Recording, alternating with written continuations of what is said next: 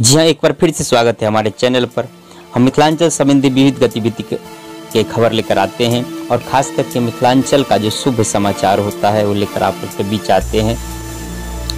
तो इस बीच कोई विशेष समाचार नहीं मिला, जिस कारण से मैं आपके बीच थोड़ी विलम्ब से आया हूँ। हाँ, और मैं कहना चाहूँगा कि जो हमारे चैनल पर नए हैं वो हमारे चैनल को सब्सक्राइब कर दीजिए। चलिए हम आपको ले चलते हैं मिथिलांचल संबंधी विविध गतिविधि पर। तो मिथिलांचल गतिविधि जैसा कि आपको ज्ञात ही होगा कि बाढ़ से पूरा मिथिलांचल पीड़ित था और बाढ़ के बाद कुछ सुखाड़ जैसे हालात हैं। पिछले 1-2 दिन से हल्की बारिश के कारण यहाँ पर कुछ सुधार तो हुआ है, लेकिन ये सुखाड़ के हालात अभी कुछ कहा नहीं जा सकता है। तो चलिए हम मिथिलांचल के विकास की बात करते हैं। तो मिथिलांचल में खास करके जयनगर जनकपुर रेलवे एवं विविध क्षेत्र में कहां तक क्या काम हुआ है उसकी जानकारी है, मैं आपको बता दूं। तो मैं आपको सबसे पहले मैं बताना चाहूँगा कि जयनगर जनकपुर रेलवे के बारे में, जैसा कि आप जानते ही हैं कि नेपाल सरकार के उदासीन रवैया के कारण, ढीली ढाली रवैया के कारण पेंच में पेंच फंसते फंसते इतनी विलम्ब से अभी तक कोई उम्मीद नहीं क्या होगा नहीं होगा। वैसे तो कई एग्रीमेंट हुए थे, ऐसा समाचार मिला था और संभावना थी कि बहुत जल्दी प्रारंभ हो जाएगी, लेकिन बाढ़ ने भी थोड़ी सी क्षतिग्रस्त किया। लेकिन वो ज़्यादा क्षति नहीं, अगर उस पर काम करना चाहे और अपनी मंशा मजबूत जाहिर करे तो 10 दिन का काम है पूरा कर लेगा। लेकिन अभी तक कोई मजबूती से कुछ कहा नहीं जा सकता कि ये कब प्रारंभ होगा। वैसे जैसे समाचारों से मुझे जानकारी मिली है, जो इनरवा से जयनगर से आगे इनरवा के पास जो रेल पटरी के नीचे मिट्टी निकल गया था उसका मरम्मत का काम हो रहा है, लेकिन ये प्रारंभ कब होगा इसका कोई भी अभी अनिश्चितता बना हुआ है। ये नेपाल सरकार की उदासीन रवैया का कारण है। और मैं जहाँ तक मैं अपना अनुमान बता रहा हूँ कि नेपाल सरकार खास करके मधेश की जनता, जो तराई क्षेत्र की नेपाली जनता है, जो मिथिलांचल और बिहार के मिथिलांचल दोनों जुड़े हुए हैं, तो वो नहीं चाहते हैं कि दोनों आपस में मिले या दोनों का संचार सुविधा सही हो। क्योंकि आप कहेंगे कि ऐसा आप क्यों कह रहे हैं, तो आप देख ही सकते हैं कि विविध प्रकार के कानून बार बार लाते हैं। कभी बोलते हैं कि भारतीय मुद्रा नेपाल में नहीं चलेगा, फिर वे कहते हैं कि कानून लाते हैं कि साल में सिर्फ 30 बार भारतीय गाड़ी नेपाल में प्रवेश कर सकता है, और फिर वे भंसार की जो प्रक्रिया है इतना जटिल कर दिया है कि लोग परेशान हो जाते हैं, सही से जा नहीं पाते हैं।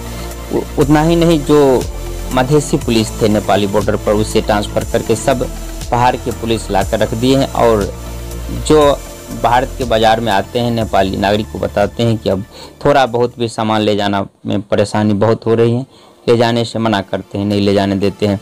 तो ये सारी परेशानी हो रही है। और आप जानते हैं कि जब ये जयनगर जनकपुर रेल परिचालन हो जाएगा तो सीधा संपर्क हो जाएगा। वैसे चेक की व्यवस्था की गई है,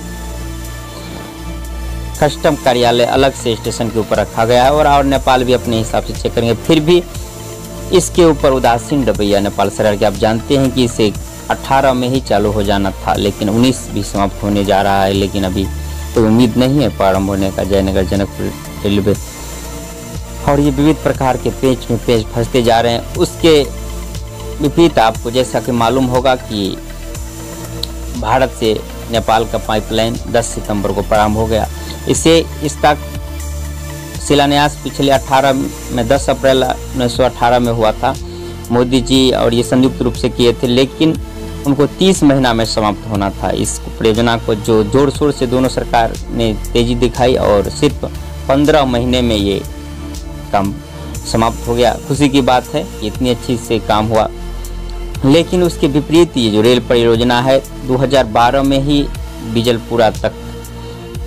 बिजलपुरा से बर्दीबास तक का जो जमीन अधिग्रहण करके देना था इरकान कॉन्ट्रैक्टिंग कंपनी को, अब तक नहीं मिला है। और जो बन चुका है रेल लाइन उस पर भी काम नहीं हो रहा है। तो आप जान सकते हैं कि ये तेल पाइपलाइन हुआ, अच्छी बात है, खुशी की बात है। अब आसानी से नेपाल को तेल मिलेगा, लेकिन इतनी ही तत्परता से अगर रेल पर भी काम होता तो ये कब का प्रारंभ हो चुका होता। और जहाँ तक मैं अपना अनुमान बताता हूँ कि कहीं न कहीं अभी तक नेपाल सरकार के मन में ये खटक रहा है। जैसे कि जब बंदी हुआ था बॉर्डर पर, आप जानते हैं मधेश आंदोलन के में जब बंद हुआ था तो उसका तेल सबसे पहले मुश्किल हो गया था, तेल जाना, और सारी सुविधाएं बंद हो गई थी। और वही दिमाग में अब तक चल रहा है नेपाल सरकार के मन में कि मधेश भारत से जुड़कर आंदोलन करता है, या फिर तराई के जो बिहार या यूपी के वासी है उनसे मिल कर के ये आंदोलन करते हैं, तो उसे सीधे सीधे जुड़ने नहीं देना चाहिए। और उन्हें जो लगा था सबसे बड़ी समस्या की तेल का था, तो उन्होंने तेल का पाइपलाइन, अब अगर सड़क जाम भी होता है तो तेल पाइपलाइन उसका चालू रहेगा। और भारत सरकार ने, मोदी जी भी ने सहयोग किया और बहुत जल्द ही 15 महीना में ही इसका उद्घाटन हो गया तेल पाइपलाइन का।